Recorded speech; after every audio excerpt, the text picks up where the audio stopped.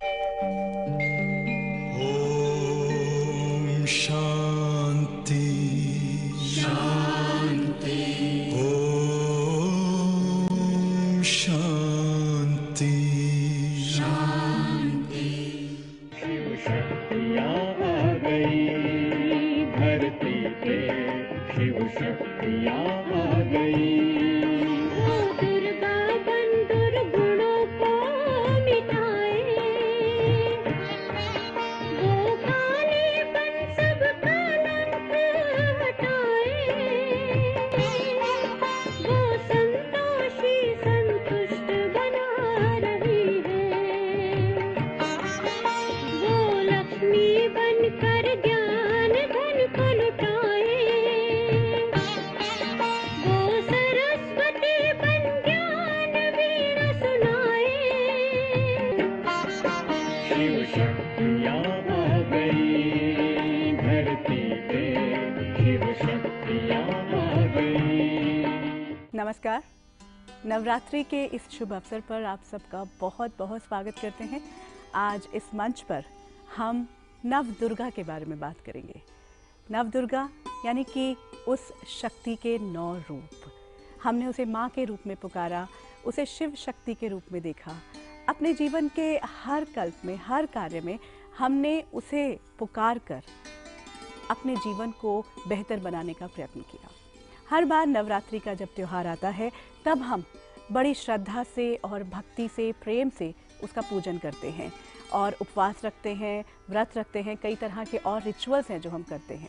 लेकिन फिर हर बार की तरह कुछ सवाल मन में उठते हैं कि क्या है इन सब का अर्थ। पंडित जी और परिवार के बड़े बताते तो आए हैं, लेकिन फिर भी कुछ कुछ सवाल रह जाते हैं।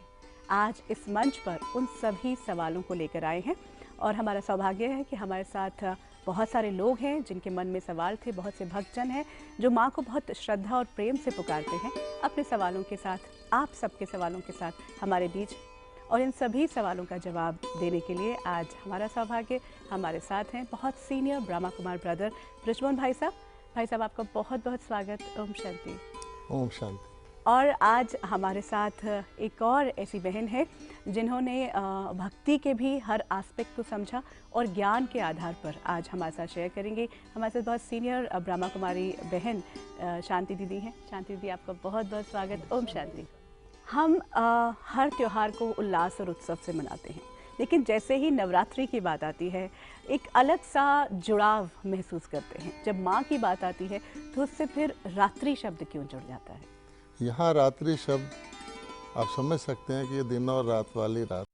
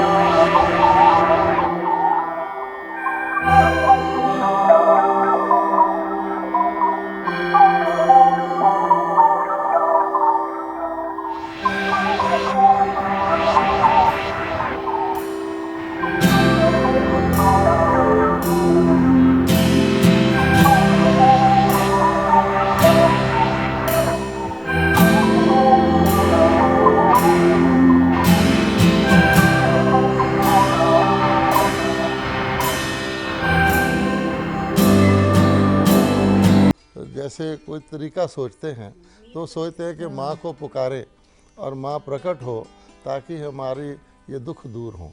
तो जितना जितना दुख बढ़ता जा रहा है और बाकी उपाय सफल नहीं है, और ये इस बात का संकेत है कि अब वो टाइम आ गया है जबकि उनकी पुकार सुन करके परमात्मा शिव और ये माताएं ये सब वास्तव में प्रकट हो चुकी हैं ताकि अब भक्तों के सब दुखों को दूर किया जा सके। नवरात्रों पर कन्याओं को खिलाने का बहुत रिवाज है, बहुत इम्पोर्टेंस दी जाती है, उस टाइम उनकी पूजा की जाती है, उसका क्या सिग्निफिकेंस है? छोटी कन्याओं को, कुमारियों को वास्तव में जैसे ये देवियों के तो जड़ यादगार हैं, इनकी पूजा भी क्योंकि ये पवित्रता धारण करती हैं, विकारों पर इन्होंने विजय प्राप्त की, तो महानता इनकी संपूर्ण पवित्रता है कि इनमें विकारों का बिल्कुल भी अंश मात्र नहीं था। तो जो कुमारियां हैं, बहुत छोटी बच्चियां, वो भी पवित्र होती हैं, यानी बहुत छोटी आयु में आप देखते 12-13 साल की आयु तक ही पूजा करते हैं, तो उनकी भी जो पवित्रता है उसका पूजन किया जाता है। जब हम नवरात्रे सेलिब्रेट करें तो हमें क्या क्या बातें याद रखनी चाहिए? इसमें मुख्य बात यही याद रखें कि एक तो जो देवियों ने जैसे शक्ति प्राप्त की परमात्मा शिव से योग लगाकर, तो हमें भी अपने जीवन में अपने मन बुद्धि का योग संबंध उस सर्वशक्तिमान परमात्मा से जोड़कर हम भी वो शक्तियाँ प्राप्त करें। और दूसरी बात कि जो ज्ञान अमृत का कलश है हम भी अपने बुद्धि में धारण करें, उस ज्ञान को लें, क्योंकि योग का आधार ज्ञान ही है, वो समझ लें। और साथ साथ जैसे इन्होंने अष्ट शक्तियाँ प्राप्त की तो अवश्य हम भी प्राप्त कर सकते हैं, और अपनी आत्मा में जागृति लाएं, आत्मा का दीपक जगाएं।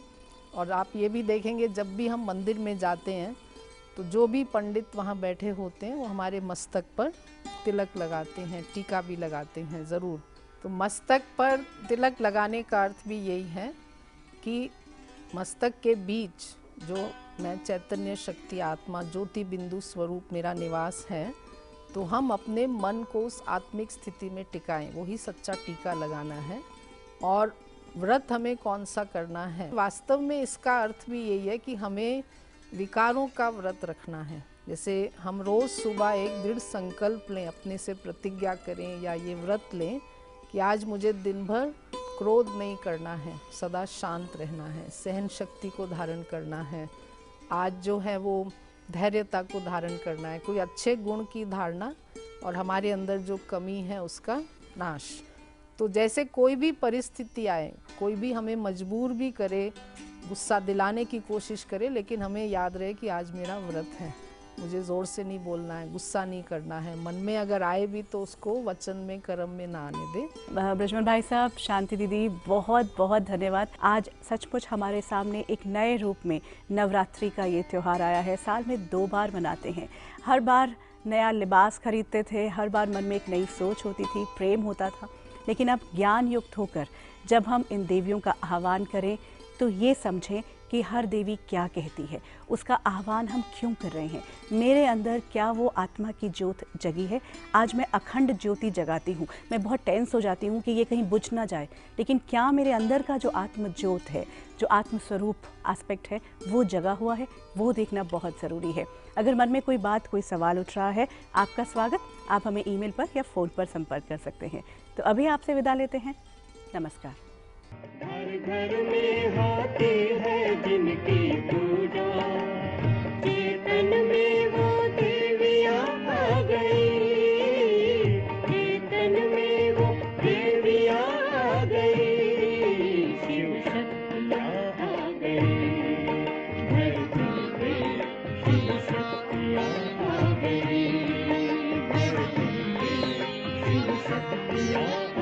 गई।